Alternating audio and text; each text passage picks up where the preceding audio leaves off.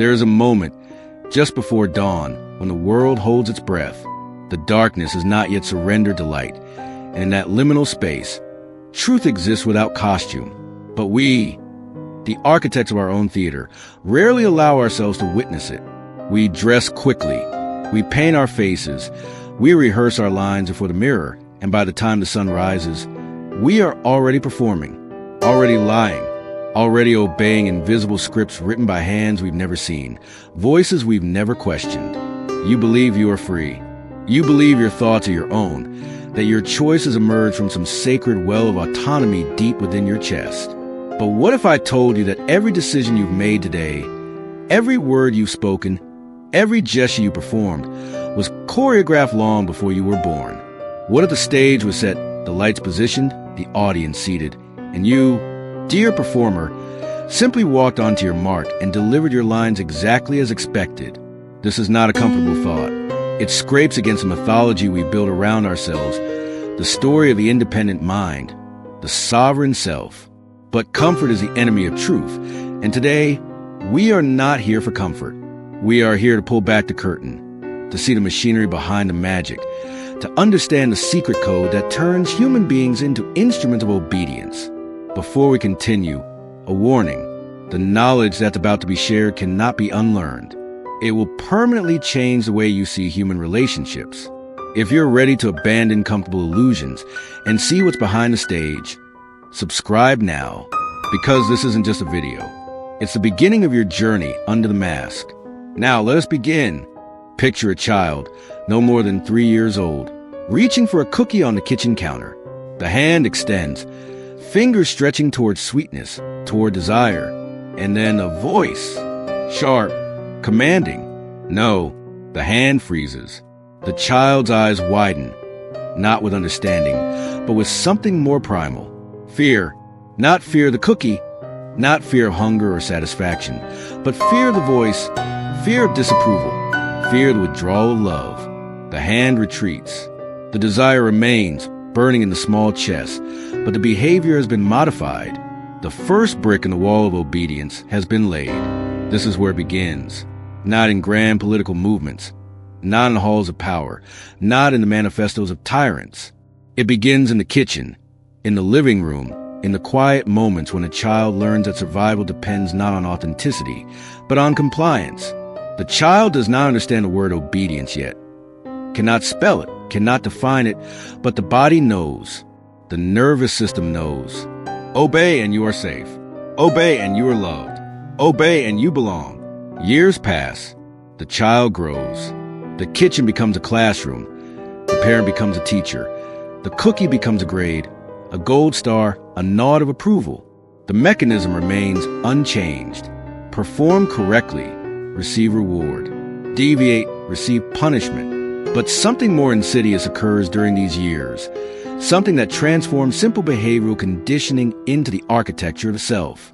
The child begins to internalize the voice. The external command becomes an internal whisper. The parent's no becomes the child's own no. The teacher's expectations become the student's own standards. And slowly, imperceptibly, the prison is built from the inside out. This is the genius of the system.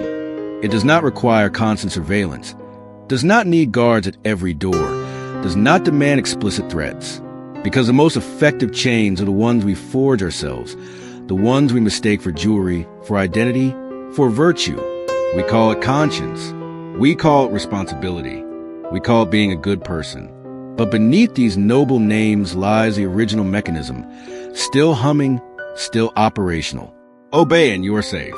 Obey and you are loved. Obey and you belong. Now, let us move from the personal to the collective, from the kitchen to the kingdom, because what works on a child works on a population. The scale changes, the sophistication increases, but the fundamental code remains identical. Every society, every culture, every civilization that has ever existed has faced the same essential problem. How do you get human beings, with their chaotic desires, their unpredictable impulses, their dangerous capacity for independent thought, to move in the same direction? How do you create order from chaos? How do you make people obey? The answer, discovered and rediscovered across millennia, across continents, across every form of human organization, is surprisingly simple. You make them want to obey. You make obedience feel like freedom. You make compliance feel like choice. You make submission feel like strength. Consider the soldier, standing at attention, uniform pressed, boots polished, spine straight. Ask him why he obeys, and he will not speak of fear. He will speak of honor, of duty, of service to something greater than himself. He will tell you that he chose this life, that he volunteered, that every morning when he rises before dawn and submits his body to the will of the commanders, he is exercising his freedom, and he believes this. Completely, sincerely, the code has worked perfectly. The external command has become internal conviction. The chain has become an identity. But let us look closer, beneath the uniform, beneath the rhetoric, beneath the mythology of honor and sacrifice. Let us examine the mechanism itself. How does a human being, born with the same capacity for rebellion as any other, become an instrument of perfect obedience? The process is neither mysterious nor complicated.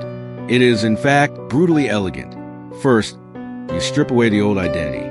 You take the civilian, with his individual name, his personal history, his unique quirks and preferences, and you erase him. You shave his head. You dress him identically to dozens of others. You forbid him from making even the smallest decisions, what to wear, when to eat, when to sleep, when to speak.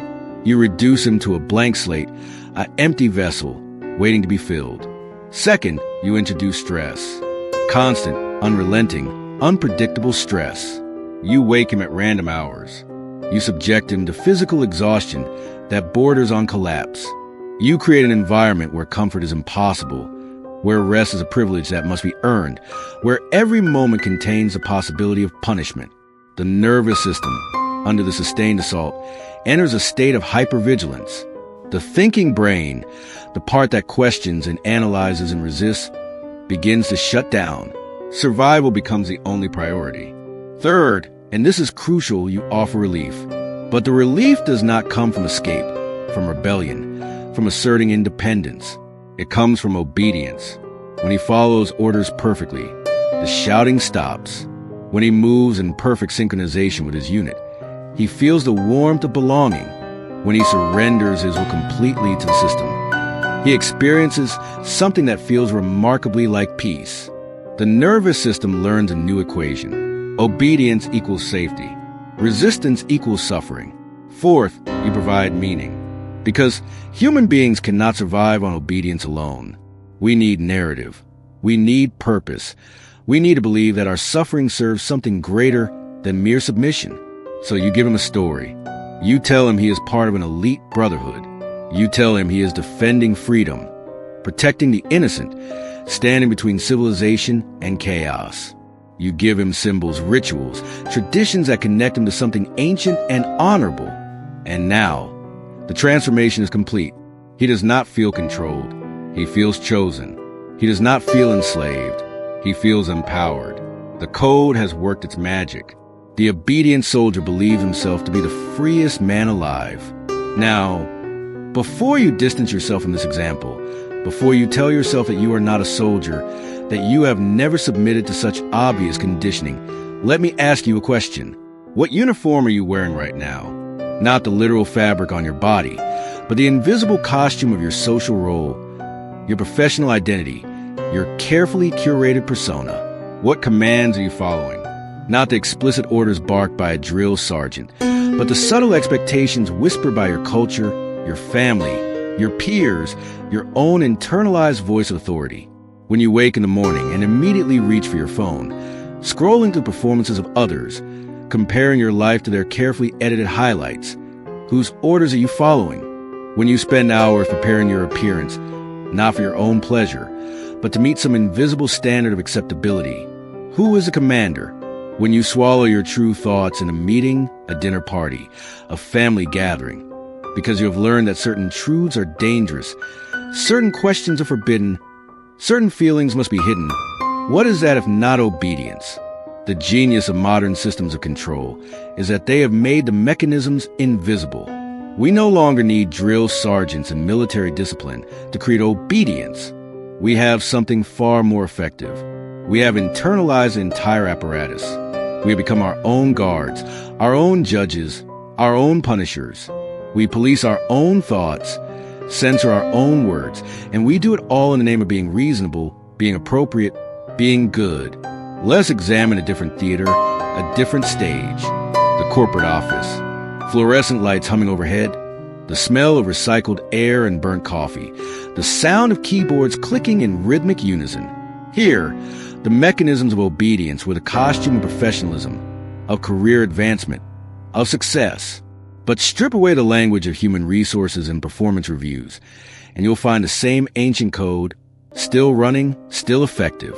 She sits at her desk, this woman we will call Sarah, though her name could be anything, because she is everyone. She arrived at 8:30, exactly as expected, though no one explicitly told her this was a required time. She learned it through observation, through the subtle cues of approval and disapproval, through the unspoken rules that govern this particular tribe.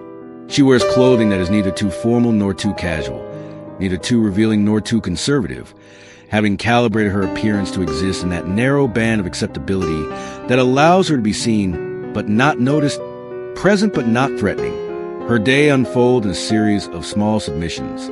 She answers emails with carefully constructed politeness, even when the requests are unreasonable, even when the tone is dismissive, even when every cell in her body wants to respond with honesty. But honesty is dangerous. Honesty gets you labeled as difficult, as not a team player, as someone who doesn't fit the culture. So she types her pleasant responses, adds her exclamation points and smiley faces, and hits send. Another brick in her personal prison. In the meeting, she has an idea. It arrives fully formed, brilliant, potentially transformative. She feels the excitement rising in her chest, the urge to speak, to contribute, to be seen. But she hesitates. She has learned, through years of conditioning, to read the room. She notices who's already spoken, who holds power, whose ideas are welcomed and whose are dismissed. She performs a rapid calculation, weighing risk against reward, visibility against safety, and she remains silent. The idea dies unspoken. The meeting continues. No one knows what was lost, not even Sarah herself, who has already begun the process of convincing herself that the idea wasn't that good anyway, that someone else probably thought of it first, that it's better to wait for the right moment. But here's the question that cuts through all the rationalization. What is the right moment?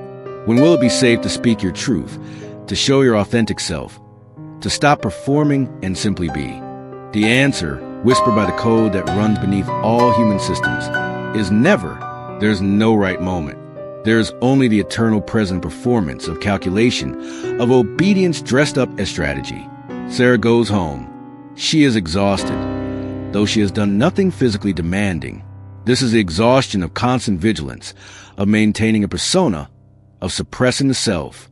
She pours a glass of wine, opens her laptop, scrolls through social media. Here, she thinks she can be herself. Here, she is free. But watch what happens. Watch how carefully she curates her posts, selecting images that present the right version of her life. Not too happy, which might invite envy. Not too sad, which might invite judgment. Not too political, not too personal, not too anything. Even in her supposed freedom, she is performing. Even in her private space, she is obeying invisible rules, seeking invisible approval, avoiding invisible punishment. And here we arrive at profound truth, one that the architect of obedience have always understood.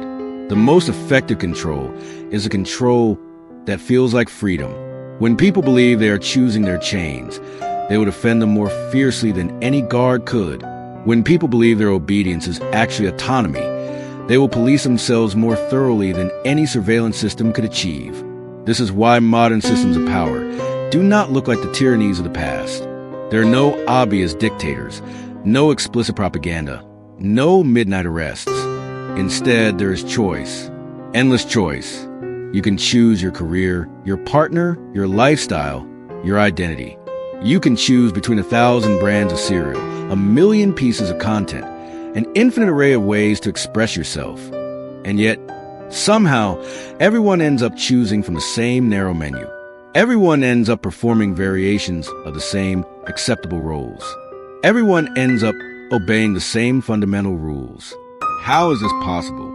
How can a system that offers infinite choice produce such uniformity? The answer lies in understanding the difference between freedom and the feeling of freedom. True freedom would be terrifying.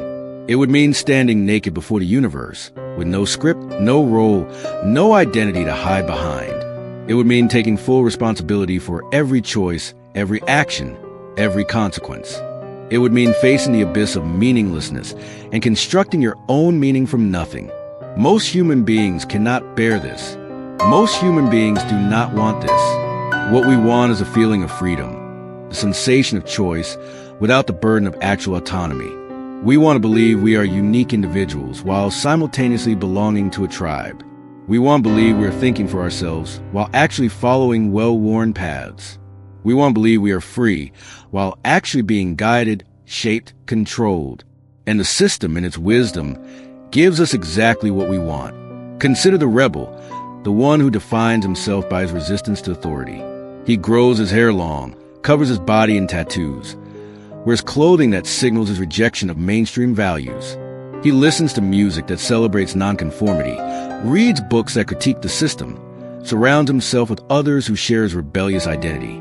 And he believes with complete sincerity that he is free, that he has escaped the code of obedience, that he is living authentically.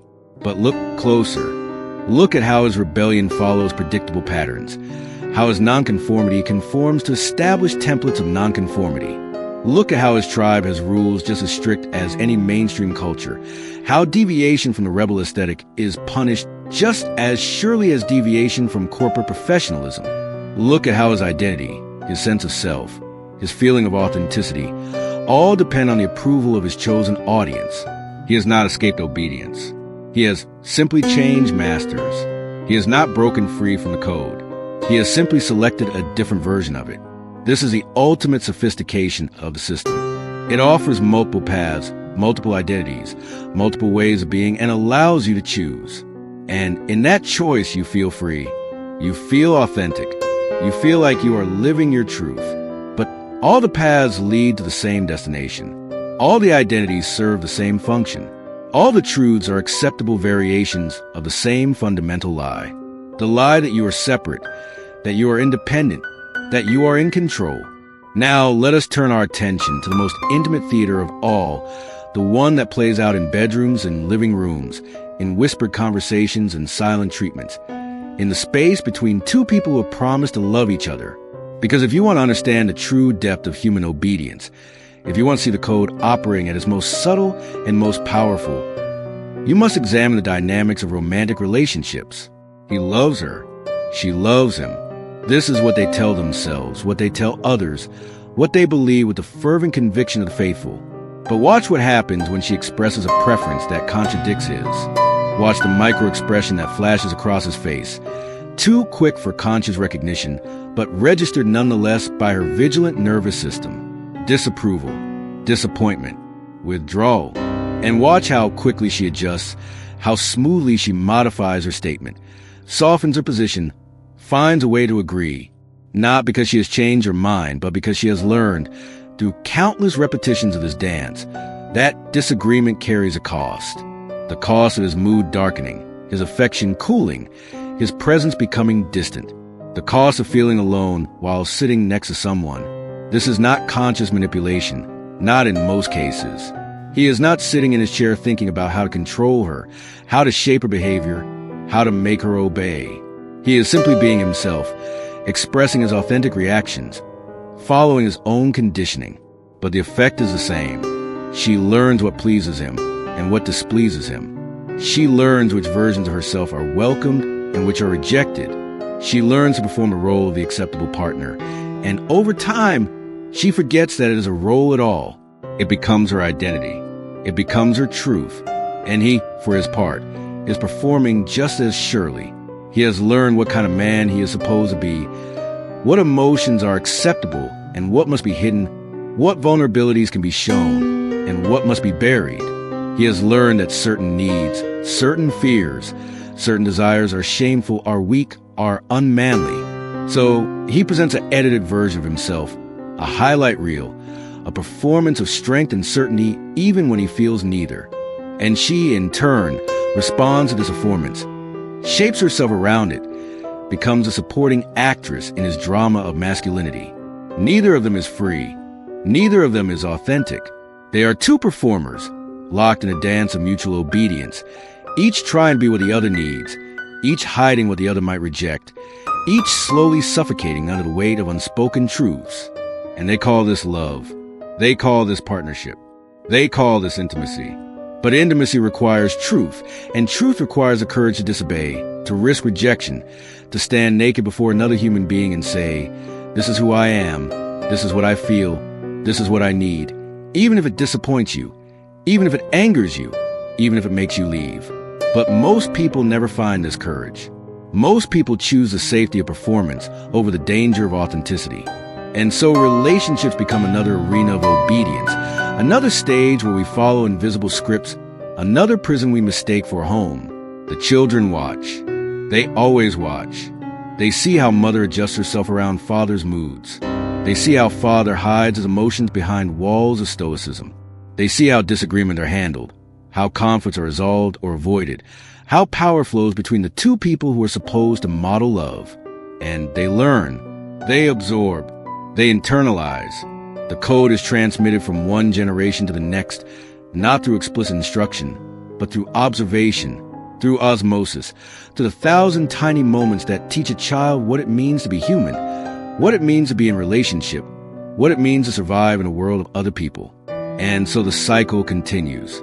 The child who learned to retreat her hand from the cookie grows into the woman who retreats her truth from her partner.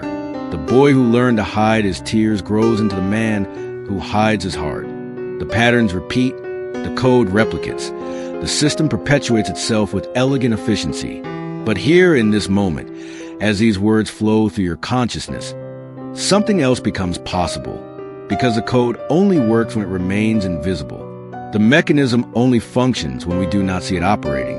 The prison only holds us when we believe the walls are reality itself, rather than constructs we have accepted. And now, you see, now you know. The question is, what will you do with this knowledge? Let us go deeper still, into territory that most prefer to avoid, into the shadow realm where the most uncomfortable truths reside. Let's talk about the pleasure of obedience. Because if we are honest, truly honest, we must admit that submission is not only about fear and conditioning. It is also about relief, about the profound comfort of surrendering responsibility, of letting someone else make the decisions, of following rather than leading. There is a reason why people seek gurus, join movements, submit to charismatic leaders. There is a reason why the promise of certainty is so seductive, why the burden of freedom is so heavy. To be truly autonomous, truly free, truly responsible for your own life is exhausting. It means facing the infinite complexity of existence without a map, without a guide, without the comfort of knowing you are doing it right. It means accepting that there is no right, no cosmic authority grading your performance, no ultimate meaning except what you create. It means standing in the void and choosing, again and again, knowing that your choices matter and that they are yours alone. Most people cannot bear this. Most people do not want this. And there is no judgment in this observation, no condemnation. It is simply a recognition of a fundamental human truth. We are social animals, evolved to live in tribes, to follow leaders, to conform to group norms. Our brains are wired for obedience because for most of human history, obedience meant survival. The individual who questioned the tribe's wisdom, who refused to follow the chief's commands, who insisted on going their own way, often died. Their genes did not continue. The genes that continue were the ones that produce brains capable of submission, of conformity, of obedience. So when you feel the pull toward obedience, when you feel the relief of following rules, when you feel the comfort of belonging to something larger than yourself, you are not weak.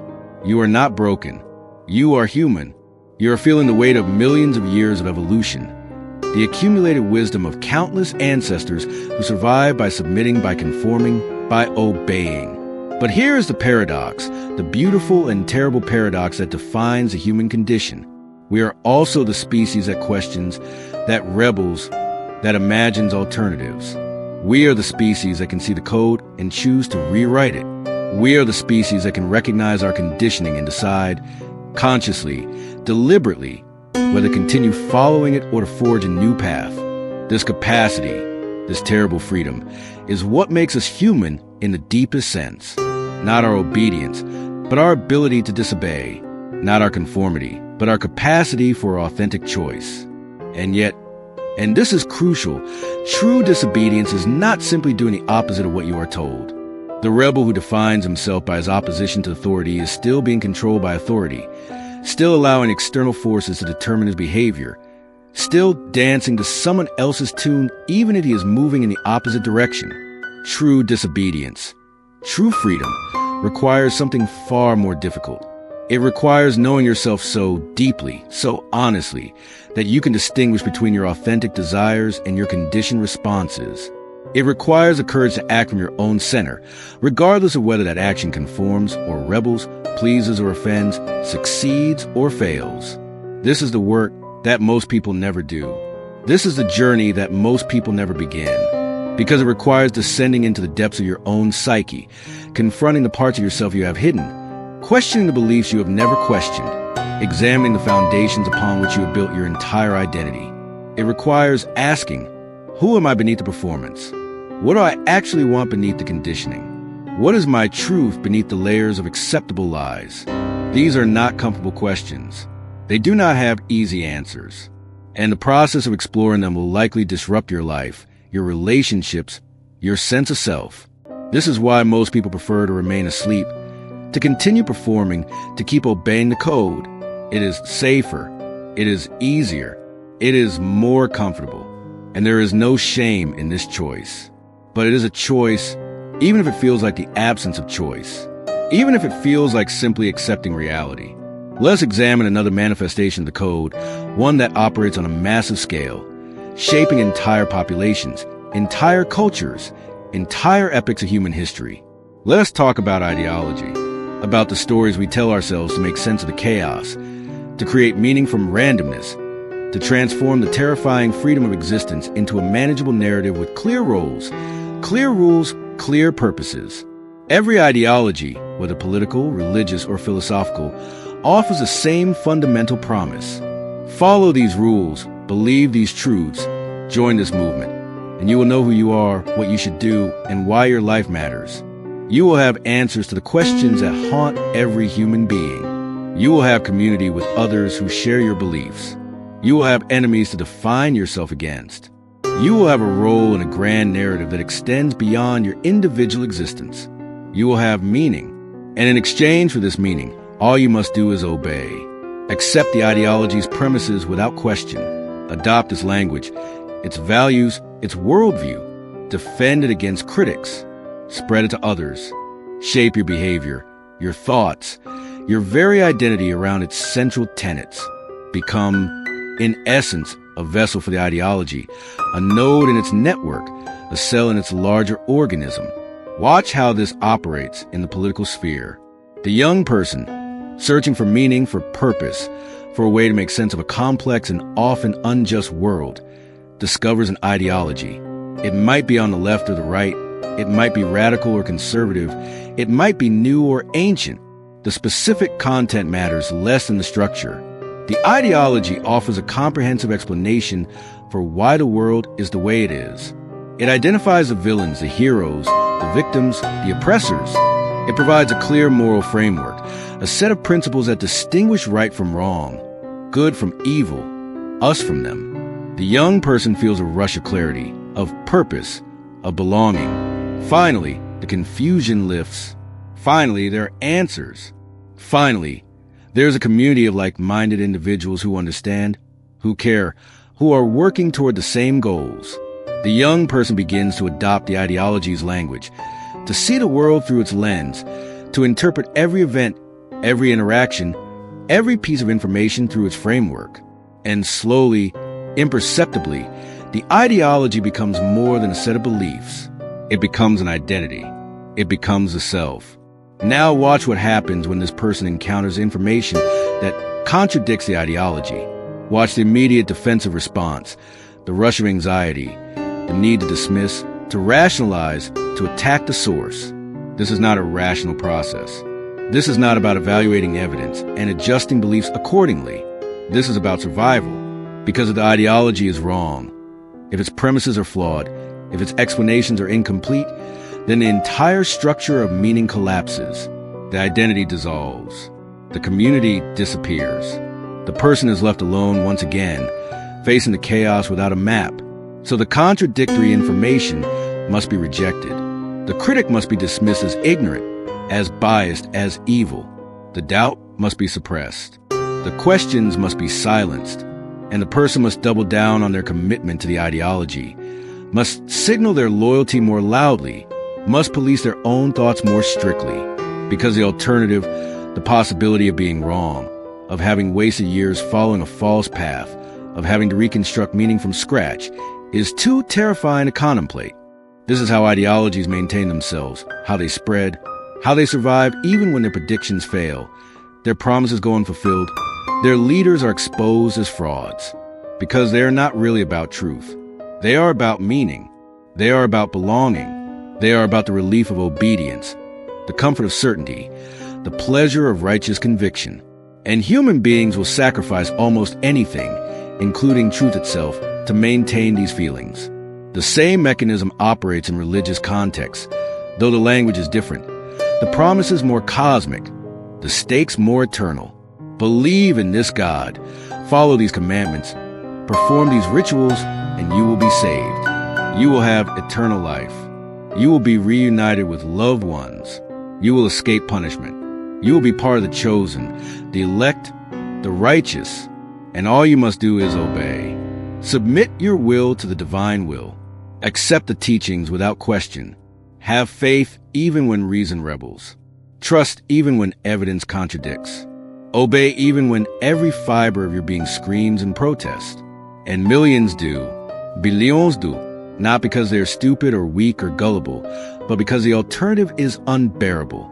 The alternative is facing mortality without the promise of continuation. The alternative is accepting that suffering might be meaningless, that injustice might go unpunished, that love might end in permanent separation. The alternative is standing naked before the universe and admitting, I do not know. I cannot know. I must live with uncertainty, with mystery, with the possibility that there is no grand plan, no cosmic justice, no ultimate meaning beyond what I create in this brief flicker of consciousness. Most people cannot bear this. Most people need the story, need the promise, need the certainty. And so they obey. They perform the rituals, recite the prayers, follow the rules, and in doing so, they feel safe. They feel connected. They feel that their lives matter in some ultimate sense. And who can judge them for this? Who can say they are wrong to choose comfort over truth, certainty over freedom, obedience over the terrifying responsibility of autonomous existence? But let us not pretend that this choice is without cost. Let us not ignore what is sacrificed on the altar of certainty. Because when you submit your mind to an ideology, when you accept a set of beliefs without question, when you allow external authority to determine your truth, you give away something precious. You give away your capacity for independent thought. You give away your ability to see clearly, to think critically, to change your mind when evidence demands it. You give away your authenticity, your uniqueness, your individual perspective. You become a copy, a replica, a node in a network of identical believers, all thinking the same thoughts, speaking the same words, performing the same rituals. And perhaps most tragically, you give away your capacity for genuine relationship with others. Because when you see the world through the lens of ideology, you cannot see people as they actually are. You can only see them as categories, as representatives of groups, as allies or enemies, as saved or damned, as enlightened or ignorant. The human being in front of you, with their unique history, their complex motivations, their mixture of wisdom and foolishness, their capacity for both cruelty and kindness, disappears. In their place stands a symbol, a projection, a character in your ideological drama. This is why ideological conflicts are so intractable, why political divisions have become so bitter, why religious wars have caused so much suffering throughout history. Because the people on the other side are not seen as people. They are seen as obstacles, as threats, as embodiment of evil. And when you dehumanize others, when you reduce them to categories and symbols, any action against them becomes justified. Any cruelty becomes righteous. Any violence becomes holy. The code of obedience, when it operates at this level, when it captures entire populations and turns them into instruments of ideological warfare, produces the darkest chapters of human history. The Inquisitions, the genocides, the purges, the crusades, all of these horrors were committed by people who believed they were obeying a higher authority, following a righteous cause, serving a noble purpose. They were not monsters. They were obedient. And their obedience, their willingness to surrender their individual moral judgment to the collective ideology, made them capable of monstrous acts. This is the ultimate danger of the code. Not that it makes us uncomfortable, not that it limits our freedom, not that it forces us to perform roles we did not choose. The ultimate danger is that it can make us complicit in evil while believing we are doing good. It can turn us into instruments of oppression while we think we are fighting for justice. It can make us cruel while we feel righteous. Because when we obey without question, when we follow without thinking, when we submit our judgment to external authority, we become capable of anything. We become tools, weapons, extensions of forces we do not understand and cannot control. And yet, and this is the paradox we must hold, complete disobedience is not the answer either. A society of pure individualists, each following only their own desires, each rejecting all external authority, each insisting on absolute autonomy, would be chaos, would be hell. We need structure, we need rules, we need some degree of coordination and cooperation. The question is not whether to obey, but what to obey and why, and how much of yourself to surrender in the process. This is the razor's edge we must walk. This is the balance we must find. Enough obedience to function in society, to maintain relationships, to participate in collective endeavors, but not so much obedience that we lose ourselves, that we become mere instruments, that we surrender our capacity for independent thought and moral judgment. Enough conformity to belong, to be understood, to communicate with others, but not so much conformity that we become copies, that we lose our unique perspective, that we sacrifice our authenticity for acceptance. How we find this balance? How do we know when obedience is appropriate and when it is a betrayal of self? How do we distinguish between healthy cooperation and toxic submission? There is no formula, no rule, no external authority that can answer these questions for you. Because the moment you look outside yourself for the answer, the moment you ask someone else to tell you how to be free, you have already chosen obedience. The answer, if there is one, lies in developing what we might call conscious obedience. This means examining every rule you follow, every belief you hold, every role you perform, and asking, is this mine? Did I choose this, or was it chosen for me? Does this serve my authentic values? Or am I simply following the path of least resistance? Am I obeying because I have thoughtfully concluded that this is the right course of action? Or am I obeying because I am afraid of the consequences of disobedience? This examination is not a one-time event. It is a continuous practice, a constant vigilance, a never-ending process of questioning and choosing. Because the code is always running, always trying to reassert itself, always pulling you back toward unconscious obedience.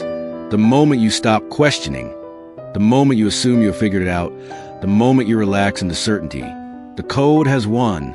You have become once again an instrument rather than an agent, a follower rather than a chooser, a performer rather than an authentic being.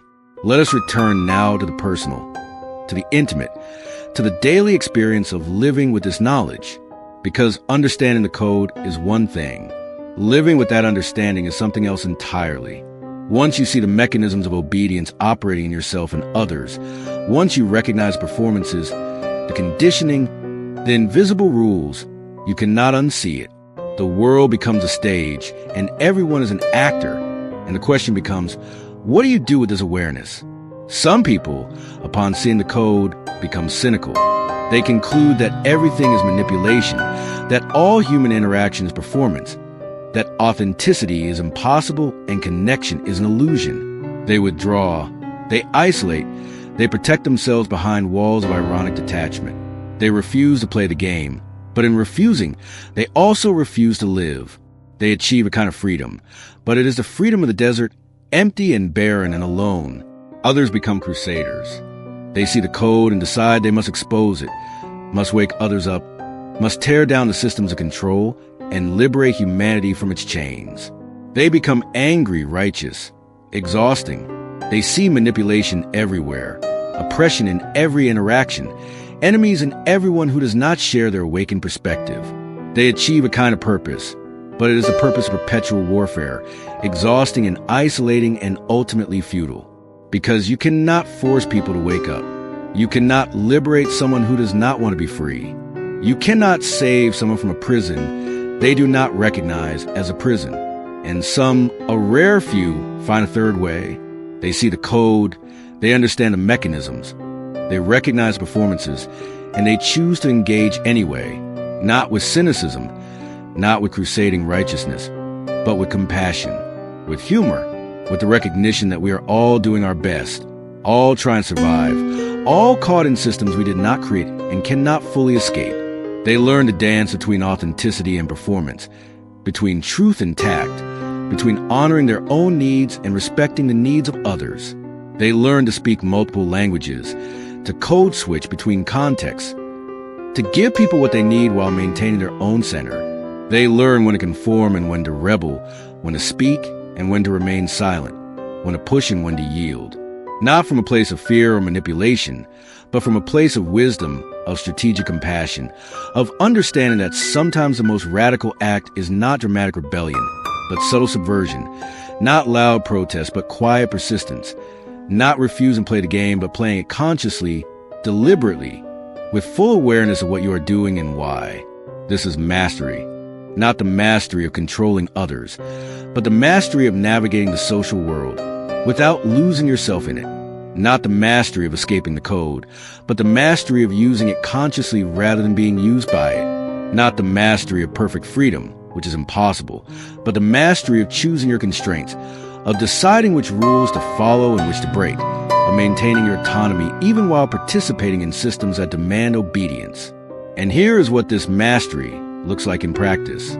It looks like the woman who can perform professionalism at work without believing that the performance is her identity, who can play the role, speak the language, follow the rules, and then go home and take off the costume and remember who she actually is, who can give her employer her labor without giving them her soul. It looks like the man who can participate in his family's traditions, can show up for the holidays, can engage in the rituals without needing to believe in them, without needing to rebel against them, without needing to make a statement, who can honor his connections while maintaining his own truth, who can be both part of the tribe and separate from it. It looks like the person who can hold political beliefs without turning them into an identity, who can advocate for causes without needing to demonize opponents, who can change their mind when evidence demands it without experiencing it as a crisis of self, who can be committed without being rigid, passionate without being dogmatic, engaged without being consumed. It looks like the lover who can be vulnerable without being dependent, who can commit without losing autonomy, who can merge without dissolving, who can say, I love you, and also, I am my own person, who can say, I need you, and also, I am complete without you, who can navigate the paradox of intimacy, the impossible balance of being both together and separate, both open and boundaried, both giving and receiving. This is not easy. This is, in fact, the hardest work a human being can do, because it requires holding contradictions, tolerating ambiguity, living without the comfort of certainty. It requires constant self-examination, constant course correction, constant choosing. It requires the courage to stand alone when necessary and the humility to join with others when appropriate. It requires knowing yourself so deeply that you can distinguish between your authentic voice and your conditioned responses, between your true desires and your programmed needs, between your chosen values and your inherited beliefs. And most people will never do this work. Most people will continue to follow the code unconsciously, to perform their roles automatically, to obey without questioning. And there is no judgment in this observation, because the work is hard and life is short, and there are many other things to do, many other ways to spend your limited time and energy. Not everyone needs to become a philosopher of their own existence. Not everyone needs to question everything. Not everyone needs to pursue radical authenticity. But if you are still reading, if you have followed this exploration into the depths of human obedience, if you have recognized yourself in these descriptions, if you have felt the discomfort of seeing the code operate in your own life, then perhaps you are one of the ones who cannot help but do this work. Perhaps you are one of the ones who cannot unsee what has been seen, cannot unknow what has been known, cannot return to unconscious obedience now that you have glimpsed the possibility of conscious choice. If so, welcome. Welcome to the most difficult and most rewarding journey a human being can undertake. Welcome to the path of waking up, of seeing clearly, of living authentically. Welcome to the razor's edge between obedience and rebellion, between conformity and isolation, between belonging and autonomy. Welcome to the endless work of becoming yourself. But let us be clear about what this journey entails. It is not a path to happiness, at least not in the conventional sense. It is not a path to success, to popularity, to ease. It is, in many ways, a path to greater difficulty, greater complexity, greater responsibility. Because once you see the code, once you understand the mechanisms, once you recognize your own conditioning, you can no longer blame others for your choices. You can no longer claim that you had no choice, that you were just following orders, that you were simply doing what everyone else does. You become responsible.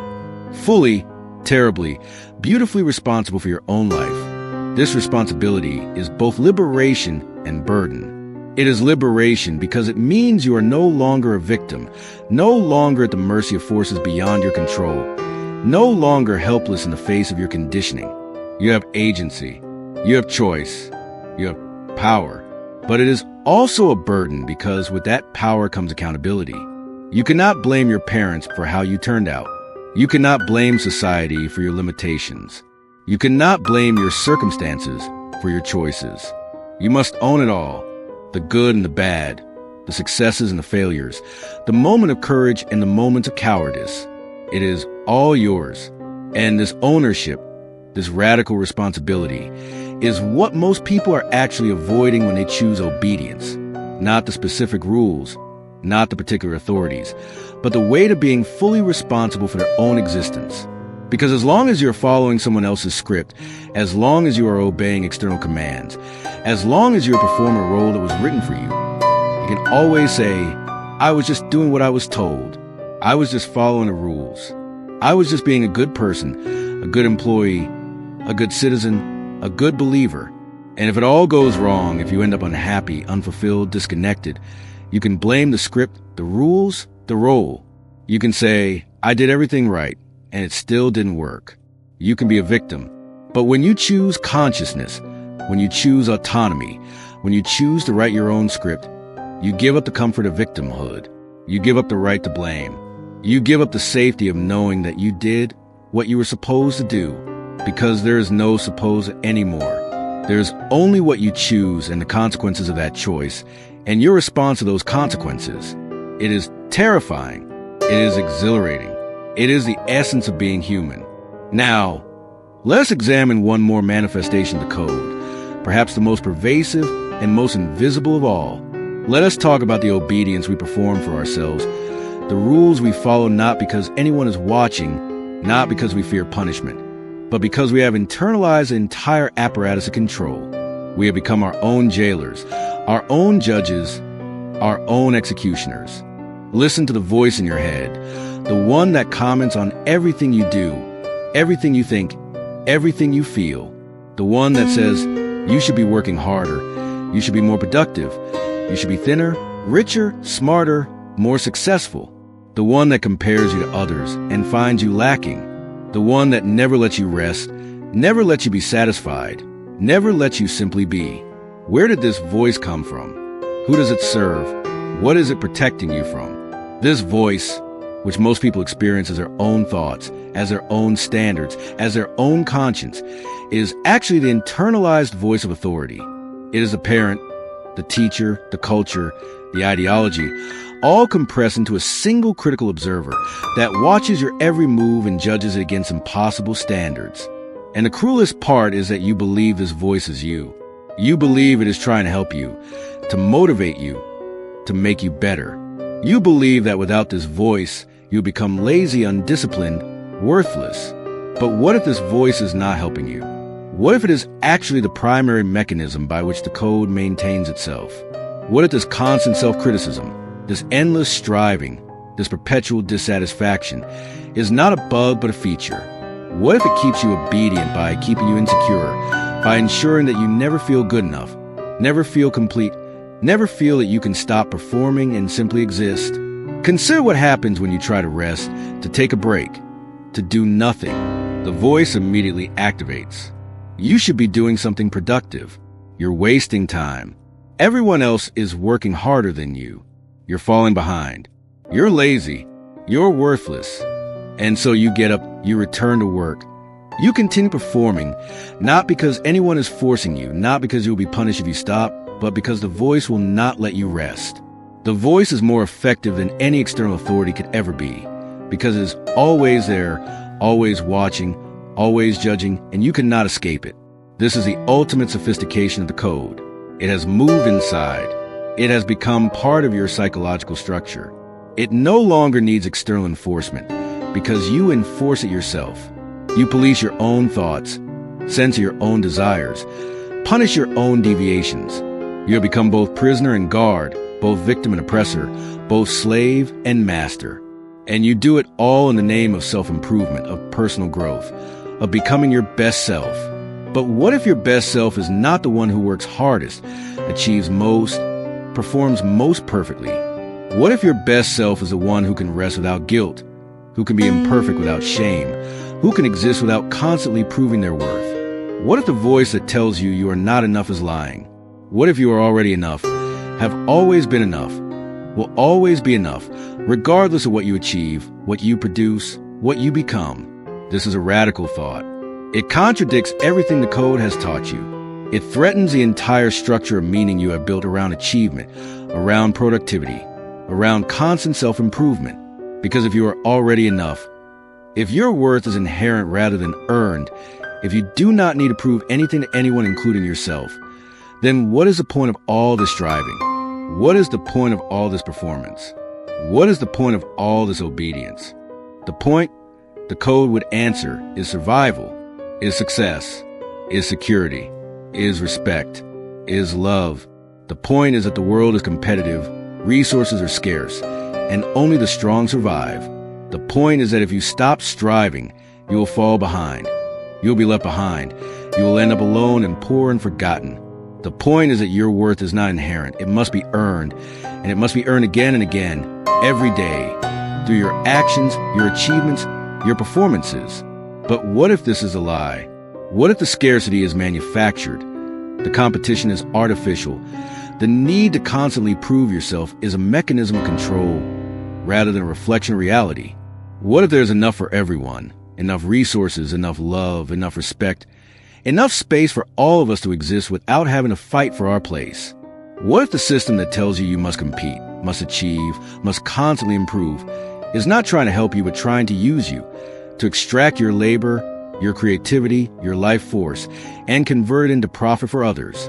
This is where the analysis of obedience intersects with the analysis of power. Because the code does not exist in a vacuum. It serves specific interests. It maintains specific structures. It benefits specific people.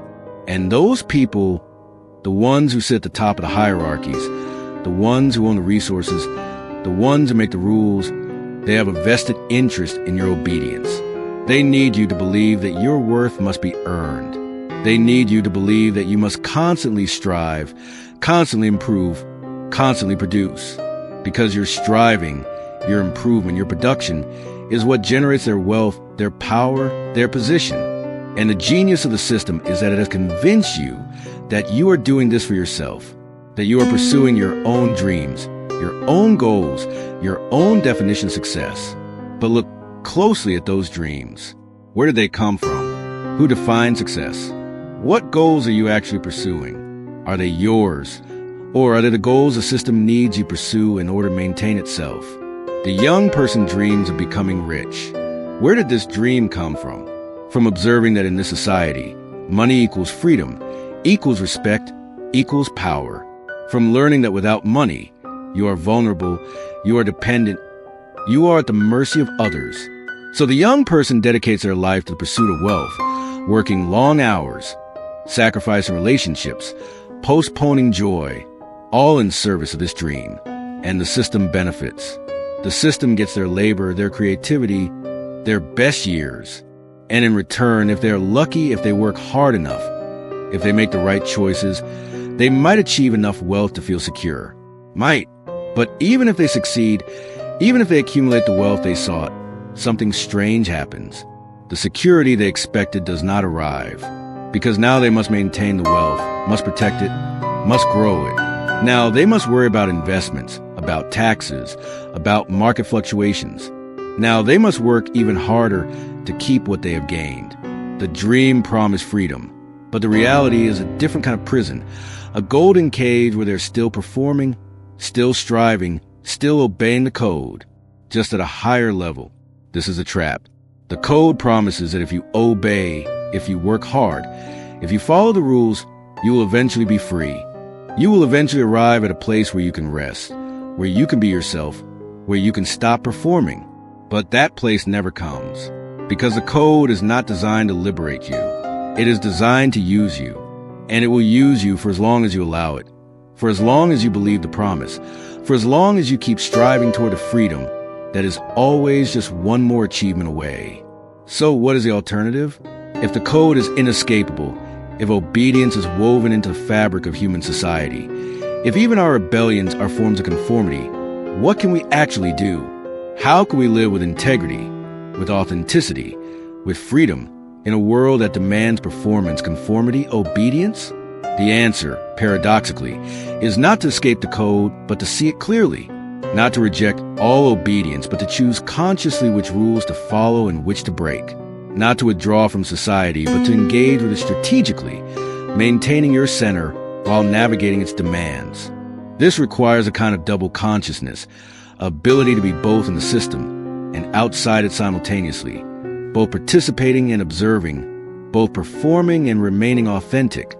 It requires what the ancient philosophers called wisdom, not knowledge, not intelligence, not cleverness, but wisdom, the ability to see clearly, to judge accurately, to act appropriately, the ability to know when to speak and when to be silent, when to conform and when to rebel, when to engage and when to withdraw, the ability to navigate complexity without needing to reduce it to simple rules, to hold contradictions without needing to resolve them, to live with uncertainty without needing to create false certainty. And this wisdom cannot be taught. It cannot be reduced to a formula, cannot be captured in a set of rules, cannot be transmitted through instruction. It can only be developed through experience, through trial and error, through the slow accumulation of understanding that comes from living consciously, from paying attention, from learning from your mistakes. It is the work of a lifetime. It is never complete. It is always evolving. But it begins with seeing, with recognizing the code in operation, with noticing when you are performing and when you are being authentic, with catching yourself in the act of obedience and asking, is this conscious or unconscious? Is this chosen or automatic? Is this serving me or am I serving it? These questions, asked consistently, honestly, courageously, begin to create space. Space between stimulus and response. Space between the command and the obedience. Space where choice becomes possible. And in that space, freedom emerges. Not the freedom to do whatever you want without consequences, not the freedom from all constraints and obligations, but the freedom to choose consciously, to act deliberately, to live authentically even while navigating a world that demands performance. This is a freedom that matters. This is a freedom that cannot be taken away by external circumstances, by political systems, by economic conditions. This is a freedom that exists in the space between your ears, in the quality of your consciousness, in your relationship with yourself. This is a freedom that the code cannot touch because it exists prior to the code, beneath the code, beyond the code. And once you taste this freedom, once you experience even a moment of conscious choice, of authentic action, of living from your center rather than from your conditioning, you cannot go back. You cannot return to unconscious obedience. You cannot unknow what you've known. You can only move forward deeper into consciousness, deeper into authenticity, deeper into the work of becoming yourself. But let us not romanticize this journey. Let us not pretend it is easy or pleasant, or that it leads to some enlightened state where all problems dissolve. The truth is messier, more complex, more human. The truth is that even as you develop consciousness, even as you learn to see the code and choose your responses, you will still make mistakes. You will still fall back into unconscious patterns. You will still find yourself performing roles you thought you had transcended, following rules you thought you had questioned, obeying commands you thought you had rejected. This is not failure. This is being human. The code is deep, it is old, it is powerful, and it does not give up easily. It will reassert itself again and again, in new forms, in subtle ways, in moments when you are tired or stressed or vulnerable. And each time it does, you have a choice. You can beat yourself up for falling back into old patterns, can judge yourself for not being conscious enough, can add another layer of self-criticism to the already heavy burden you carry. Or you can simply notice, can observe without judgment, can say, there is again the code, still running, still trying to control me. And then you can choose again, can return to consciousness, can return to authenticity, can return to yourself. This is a practice, not achieving some permanent state of enlightenment, but returning again and again to consciousness. Not transcending the code once and for all, but seeing it again and again and choosing your response. Not becoming perfect, but becoming more aware, more honest, more authentic, one moment at a time. And as you do this work, as you develop this practice, something interesting happens. You begin to see others differently. You begin to recognize that everyone is caught in the same web. Everyone is performing their roles. Everyone is following their conditioning. And instead of judgment, instead of criticism, instead of the urge to wake them up or fix them or save them, you feel something else. Compassion, understanding, recognition of shared humanity. You see the boss who demands obedience and recognize that he is obeying his own conditioning, his own fears, his own need to maintain control in a world that feels chaotic. You see the partner who cannot be vulnerable and recognize that she is protecting herself from wounds that were inflicted long ago, following rules of emotional safety that were written in childhood. You see the ideologue who cannot question his beliefs and recognize that he is clinging to certainty because the alternative, the void of not knowing, is too terrifying to face. And in this recognition, in this compassion, something shifts. The world stops being a battlefield between the awakened and the asleep, between the free and the enslaved, between those who see and those who are blind. Instead, it becomes a theater where everyone is doing their best. Everyone is playing their part. Everyone is trying to survive, to find meaning, to feel safe, to be loved.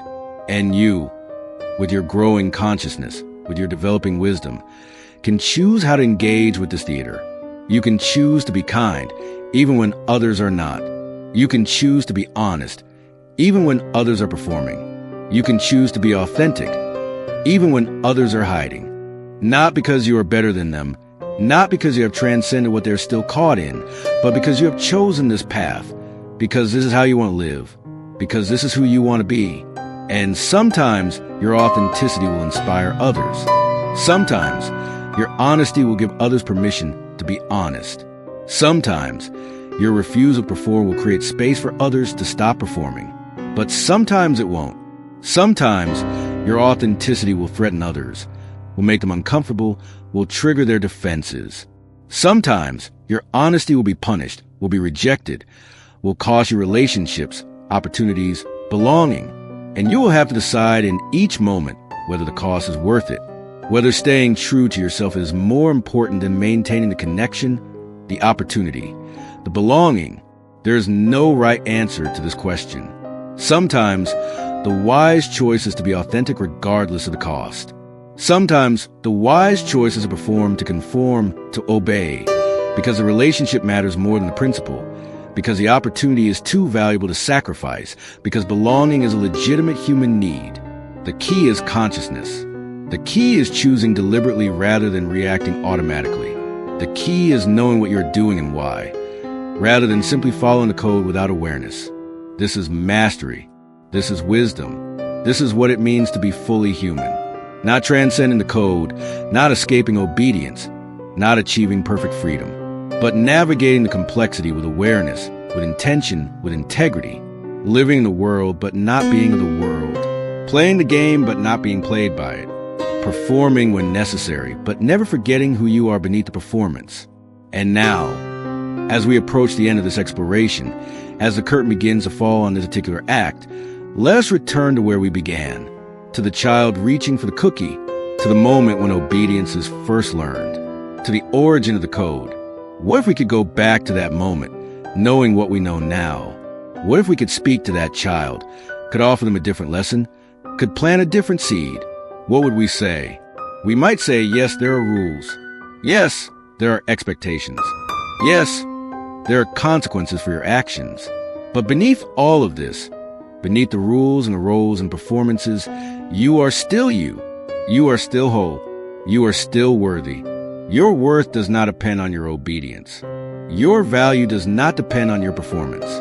You are enough, exactly as you are in this moment, regardless of what you achieve or fail to achieve, regardless of whether you follow the rules or break them, regardless of whether you please others or disappoint them. We might say, learn to distinguish between the voice of authority and your own voice. Learn to recognize when you are following rules because they serve you and when you are following them out of fear. Learn to question, to think, to choose. Learn that disobedience is sometimes the most moral choice, that rebellion is sometimes the most loving act, that saying no is sometimes the truest expression of yes. We might say, you will make mistakes. You will hurt people.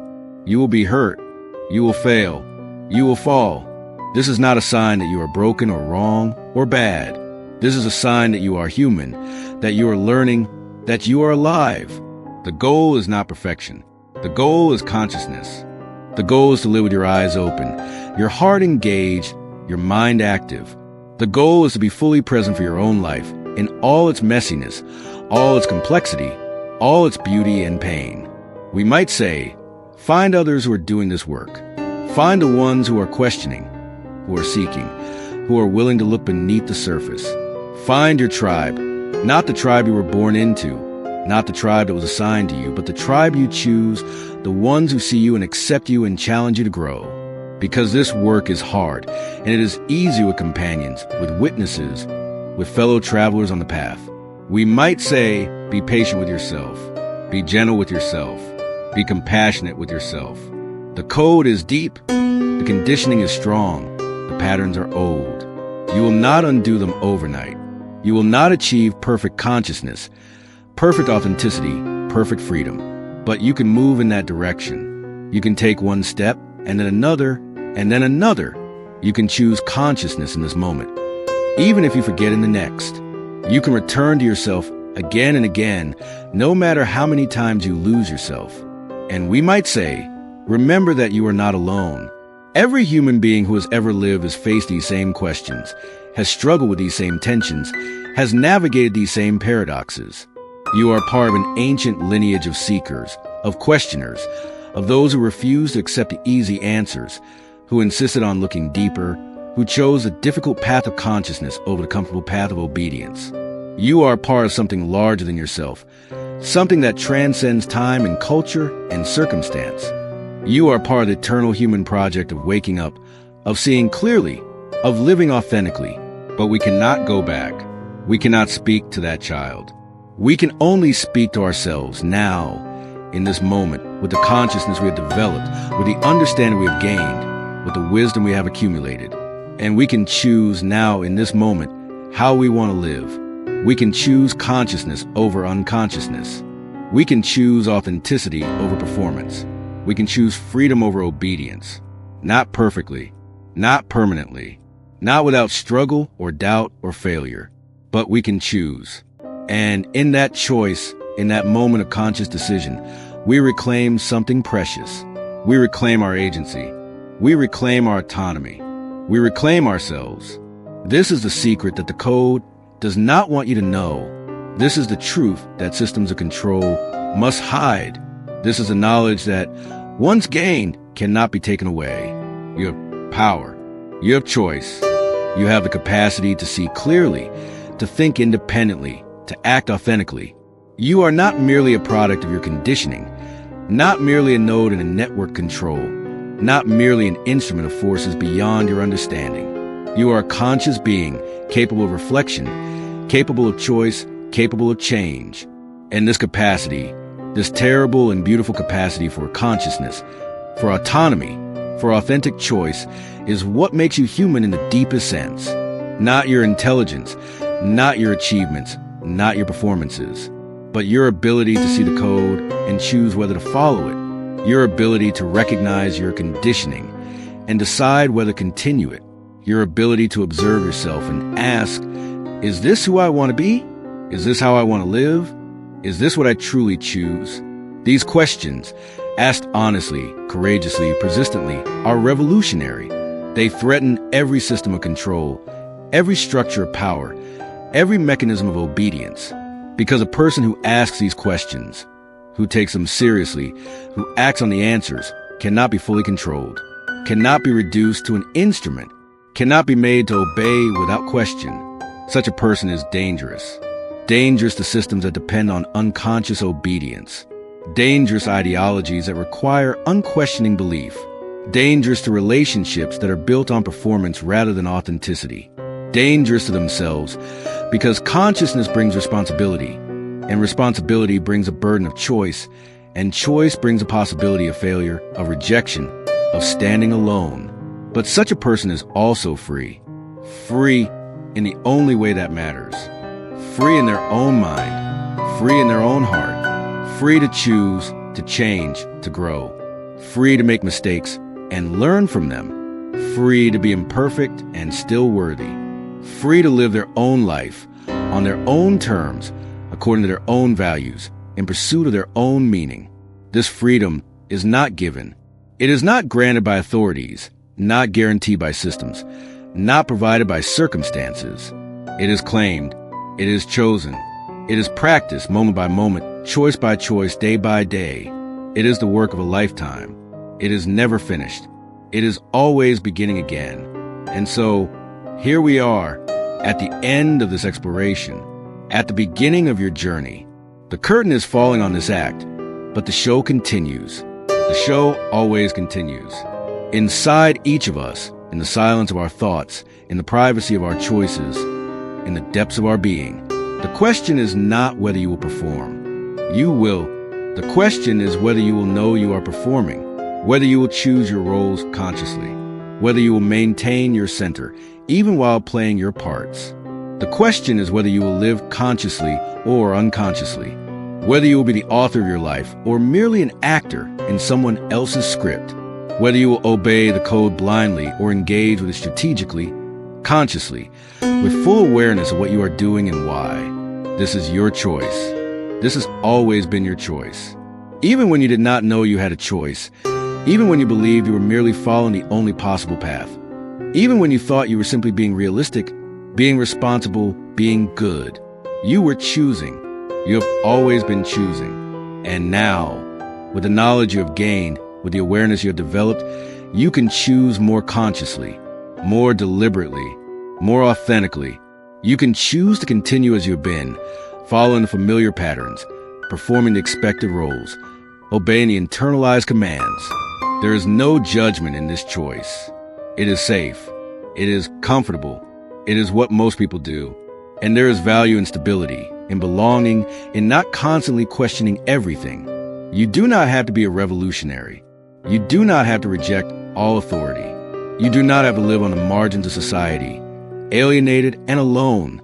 Or you can choose to begin the work of consciousness, to start questioning your assumptions, examining your beliefs, noticing your patterns, to create space between stimulus and response, between command and obedience, between conditioning and choice, to develop a capacity to see clearly, to think independently, to act authentically, to become, slowly, gradually, imperfectly, more fully yourself. This choice is not made once. It is made again and again in each moment, in each interaction, in each decision. It is made when you wake in the morning and decide how to spend your day. It is made when you speak to your partner and decide whether to be honest or to perform. It is made when you sit at your desk and decide whether to follow orders blindly or to question whether those orders serve your values. It is made when you scroll through social media and decide whether to compare yourself to others or to remember your inherent worth. It is made 1,000 times a day in ways large and small, visible and invisible. And each time you choose consciousness, each time you choose authenticity, each time you choose to see clearly and act deliberately, you strengthen that capacity. You make it easier to choose again. You build the muscle of awareness, of integrity, of autonomy. You become incrementally more free. This is the path. Not a destination, but a direction. Not a state to achieve, but a practice to maintain. Not a problem to solve, but a paradox to navigate. Not an escape from the human condition, but a fuller engagement with it. Not transcendence, but presence. Not perfection, but consciousness. Not freedom from all constraints, but freedom within constraints. Not the absence of obedience, but the presence of choice. And as you walk this path, as you do this work, as you develop this practice, you'll discover something unexpected. You will discover that consciousness is not a burden, but a gift. That authenticity is not isolation, but connection. That freedom is not loneliness, but belonging. Because when you show up as yourself, when you speak your truth, when you live from your center, you give others permission to do the same. You create space for authentic relationship. You invite genuine connection. You build real community, not the false community of shared performance, where everyone is pretending to be what they think they should be, but the true community of shared humanity, where people can be imperfect, vulnerable, real, where masks can be lowered, where roles can be set aside, where the exhausting work of constant performance can finally cease, where you can rest, where you can breathe, where you can be. This is what awaits on the other side of consciousness. Not some enlightened state of permanent bliss, but something more valuable. Moments of genuine connection, experiences of authentic presence, the satisfaction of living in alignment with your values, the peace of knowing yourself, the freedom of choosing consciously, the joy of being real. These moments do not erase the difficulty. They do not eliminate the struggle. They do not make the work of consciousness easy or comfortable or safe, but they make it worthwhile. They make it meaningful. They make it human. And so, as we close this exploration, as the final words approach, as the silence prepares to return, know this: you are not alone in this work. You are part of a vast, invisible network of conscious beings scattered across time and space, each doing their own work, each walking their own path, each choosing consciousness in their own way. You may never meet most of them. You may never know their names, but they are there. They are with you. They are you. And together, through our individual choices, through our personal work, through our commitment to consciousness, we are slowly, imperceptibly changing the code. We are introducing new patterns, new possibilities, new ways of being human. We are showing that obedience is not inevitable, that conditioning can be questioned, that freedom is possible. We are proving through our lives that another way exists. This is not a revolution in the traditional sense. There are no manifestos, no movements, no leaders to follow. This is a revolution of consciousness, happening one person at a time, one choice at a time, one moment at a time. It is quiet. It is subtle. It is invisible to those who are not looking. But it is real. It is powerful. It is unstoppable. Because once you see, you cannot unsee. Once you know, you cannot unknow. Once you taste freedom, you cannot return to unconscious obedience. The code has been cracked. The mechanism has been exposed. The prison has been revealed as a prison. And now you have a choice. You have always had a choice. But now you know it. What will you do with this knowledge? How will you live with this awareness? What will you choose in this moment and the next and the next? These are your questions to answer, your path to walk, your life to live. The stage is yours. The script is yours to write. The performance is yours to give or to refuse, or to transform into something authentic. The choice, as it has always been, is yours. And so, the curtain falls on this act, but the show continues inside each of us, in the silence of our thoughts. The mask we've analyzed today, you may know it well. You may wear it, or perhaps you see it in someone you love. The comment section below is not a place for judgment. It's our stage for confessions, a safe space for observers. Use that space to share your story. What mask did you have to wear to survive? We want to hear from you. And if you felt understood here, subscribe. Because here you're not alone. Together, we'll keep unraveling human theater, one mask at a time. The next act is about to begin.